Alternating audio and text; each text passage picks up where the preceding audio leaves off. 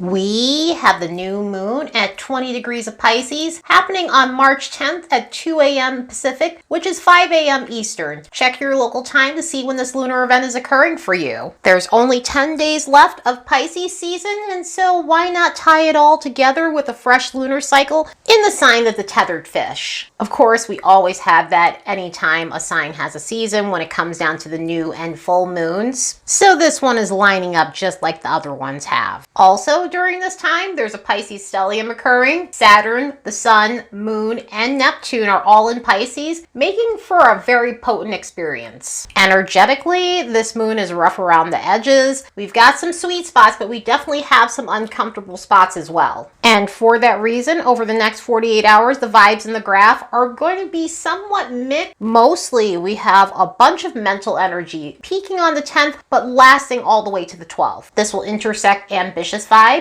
And also, by the time we get to the 11th all the way to the 12th, solitude will intersect this energy as well. So with these cerebral tones intersecting these energies over the next 48 hours, we can have moments where we're coming up with a plan and we're taking action on the things that we really need to take care of, especially with that ambitious energy going on. But also, with that solitude, we might need moments to be introspective. So during this time, we might want some space to ourselves so that way we can sort out what's going on in our head. Solitude always makes sense during Pisces season, and it really just wouldn't be Pisces season if we didn't take the time to recharge our batteries and have some space to ourselves. But even with all of that going on in the background, this is a new moon, so this means it's a fresh lunar cycle. And during fresh lunar cycles, what we do is we adopt the positive qualities of a sign and set intentions about what we'd like to create by the time we get to that full moon in the exact sign. That way, we can reap the benefits of what we've worked on from that fresh lunar cycle by the time we do get to that full moon. We also work on things that just need the final touches. In other words, they need a tweak. But also, it's a time to let go of what's no longer serving us in this zodiac placement's energy. So think about where you'd like to be concerning Pisces energy. Where would you like to see yourself involving this sign by the time we get to September 17th of 2024? Something Piscean that we could all use a nice dose of is hopefulness. And I don't mean that in the way of toxic positivity, obviously, but in the way of regaining some sort of hope, being hopeful about something. Pisces energy is about faith. It's about our belief systems. Pisces is about anticipating the things that we dream of and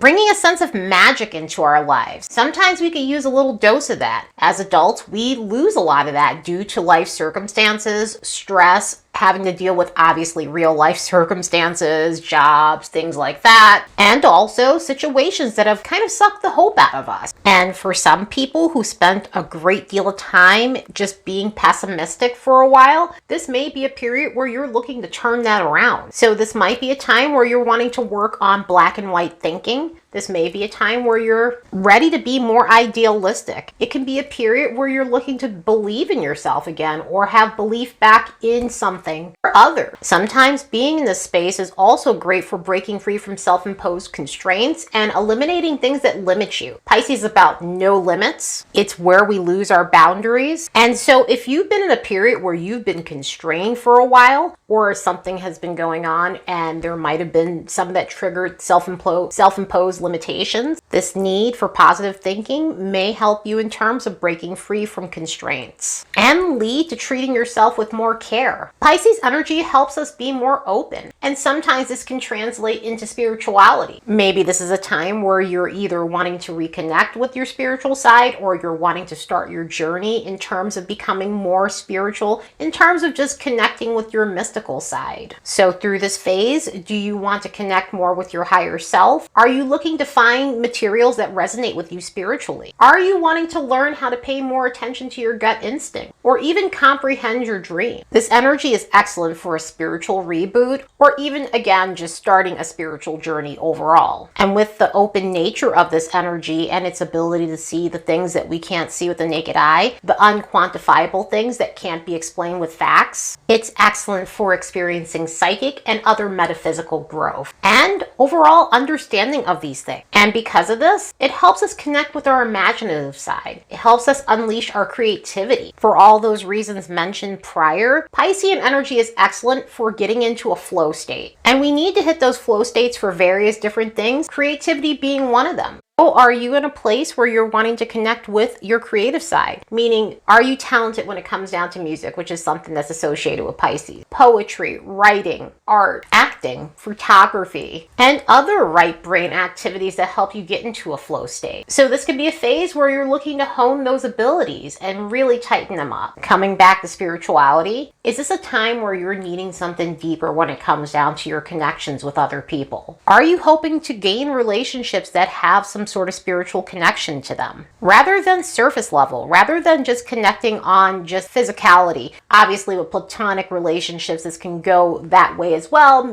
but very differently than a romantic relationship, of course. Some people do pick friends based on aesthetic rather than what the person is about. So this may be a period where you're looking for spiritual connections on all levels because you're ready to reap the benefits of what a profound relationship can bring to your life. Pisces energy shows us it's okay to dream of happy things, because being caustic all the time is really tying us down and limiting us from having a life with endless possibility. Let's look at these transits and see what we can expect from this lunar event. As a reminder, don't forget to like and subscribe because it helps this channel grow. And if you'd like to support the work of this channel, you could do so by buying me a fresh cup of coffee. There's a link in the description box below.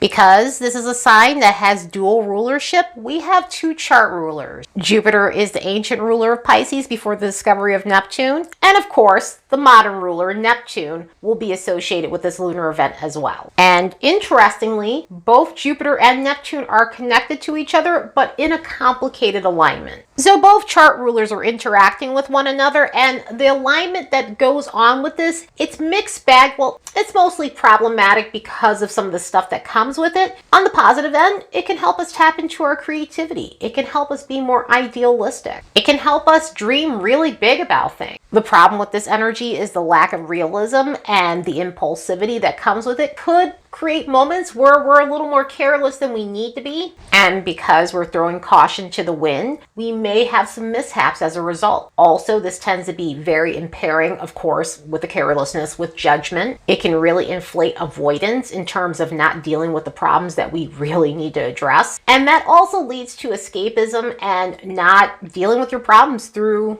avenues that help you get your mind off of it. Sometimes this could be consuming stimulants, sometimes this could be overdoing it with other things. Basically anything you can use to escape reality, whether that's TV, video games, YouTube, going on a Twitch bender or scroll hole on Instagram. It can be various different ways of just avoidance that pops up with an energy like this. Also too, I want to just put the warning out there with Mars square Jupiter going on, which, you know, obviously all these planets are tied together and related, but when it comes to this new moon, this can really inflate things in terms of being careless and reckless. And also with the Jupiter-Neptune situation, be aware of what you're consuming. Make sure you are not overdoing it when it comes to certain dosages, because mishaps can happen with energies like this. So you really do want to be aware of that. On top of that, Neptune is in a semi-sextile with Venus, which can further rev up the need to overconsume things and also create drama in relationships where there's a lot of